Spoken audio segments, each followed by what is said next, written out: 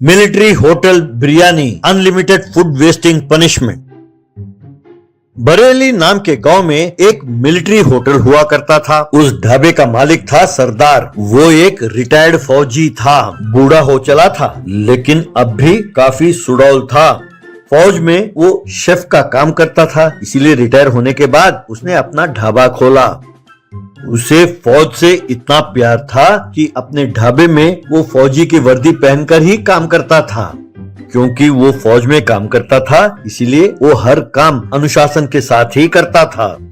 अगर उसके पास काम करने वाले देर से आते तो वो उन्हें छड़ी से मारता था। तुम देर से आए ये गलत नहीं है, लेकिन ये जानते हुए भी कि तुम देरी से आओगे मुझे बताया नहीं, ये गलत है, समझे? इसीलिए ये मार पड़ रहे हैं तुम्हें। अगर दोबारा ऐसी गलती की तो गोली मार दूंगा, खबरदार। रसोइये से, जोरे शराब पी क्या है? तुझे कितने बार मना किया कि शराब पीकर ड्यूटी नहीं करते। वर्क इज वर्शिप, सुना नहीं तुमने? लानत है, कोई भी सजा तुम्हारे लिए कम है। वो बस इतना ही नहीं करता था, और भी था। उसके दुकान के पास एक बोर्ड लिखा था, unlimited biryani food wasting is punishable. Sardar her table पर नजर रखता था कि कहीं कोई खाना वेस्ट तो नहीं कर रहा है। अगर कोई खाना बर्बाद करते हुए दिखाई दे तो उसे पकड़कर, क्यों भाई, क्या तुम नहीं जानते कि दुनिया में कितने ऐसे लोग हैं जो बिना खाने के मरते रहते हैं? तुम जैसों के लिए ही मैंने ये बोर्ड रखा है यहाँ पर, क्या तुम्हें दिखाई नहीं देता? तब वो आदमी, नहीं सर, मैंने नहीं देखा, दोबारा ऐसी गलती नहीं करूंगा। तब सरदार, देखिए सर, रूल तो रूल है, गलती करने के बाद दोबारा ऐसा नहीं करूंगा कहने से काम नहीं चलेगा। अब जरा वहाँ जाइए और 100 उठक बैठक लगाइए, यही आपकी सजा है। वो बेचारा रोते हुए उठक बैठक लगाता था। इसी तरह मैदान के 10 चक्कर लगाने को कहता, या कोई वजन उठाकर घूमने के लिए कहता, या उससे पत्थर तुड़वाता, या फिर उसे मुर्गा भी बनाता।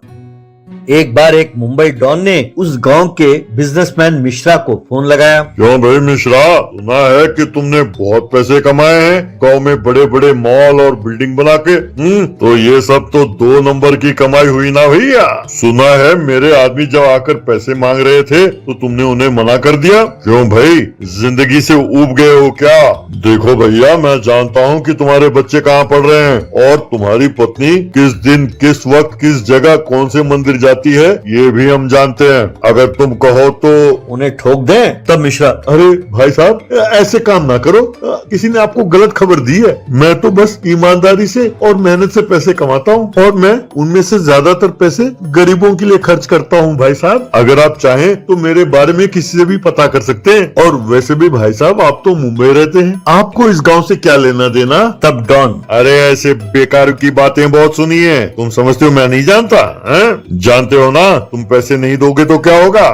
तब मिश्रा को एक उपाय सूझा। तब मिश्रा, ठीक है भाई साहब, आपको जितने पैसे चाहिए मैं दूंगा, लेकिन इतने पैसे मैं मुंबई नहीं ला सकता, आप ही यहाँ आकर ले जाइए। और हाँ, आप जब यहाँ आएंगे तो मैं आपको ये भी बताऊंगा कि और किस किस को डरा धमका कर पैसे ले सकते हैं यहाँ पर, और किस जमीन पर आप कब्जा कर सकते हैं। हमारे गाँव में एक मिलिट्री होटल है, आप वहीं आ जाइए, किसी को शक नहीं होगा। डॉन मान गया। यूं जैसे तय किया गया था, डॉन अपने अनुचरों के साथ मिलिट्री होटल पहुंचा।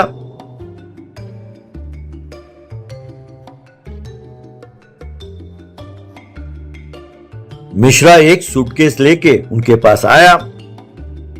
मिश्रा डॉन से, भाई साहब, मैं पैसे लेके आया हूँ, यहाँ का बिरयानी बहुत मशहूर है, क्या आप खाएंगे? तब डॉन, हाँ हाँ खाएंगे, सबके लिए बिरयानी कह दो।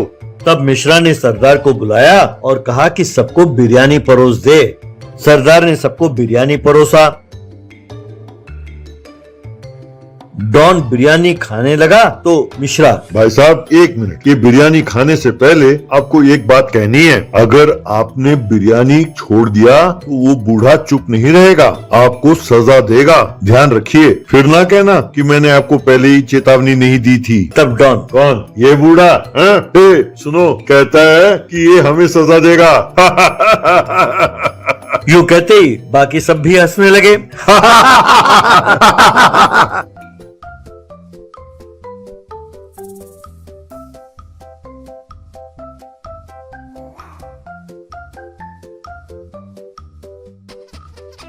सबने बिरयानी छोड़ दिया। तब सरदार, ये क्या भाई साहब, आप सबने अपने प्लेट में बिरयानी क्यों छोड़ दिया? तो ठीक है, आप सबको इस मैदान के 10 चक्कर लगाने होंगे। तब डॉन, अरे तुम जानते हो किससे बात कर रहे हो? मुझसे पंगा मत लो, तुम्हारा सर फोड़ दूंगा तरबूज की तरह। कहकर उसने बंदूक निकाला। तब सरदार, अच्छा, तो आप उस तरह के आदमी हो, हैं? अरे मैं फौजी हूँ, फौजी रिटायर्ड। तुम जैसे बच्चों को मैंने बहुत देखे हैं और ठीक भी किया है। कहकर जोर से एक थप्पड़ मारा।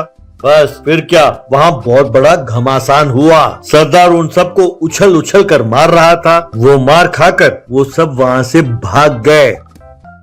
मिश्रा ने सरदार को सारी बात बताई और कहा कि उसने जानबूझकर ऐसा प्लान किया था और उसने सरदार से माफी मांगी। तब सरदार उसका पीठ थपथपाते हुए, कोई बात नहीं, यूं कहा,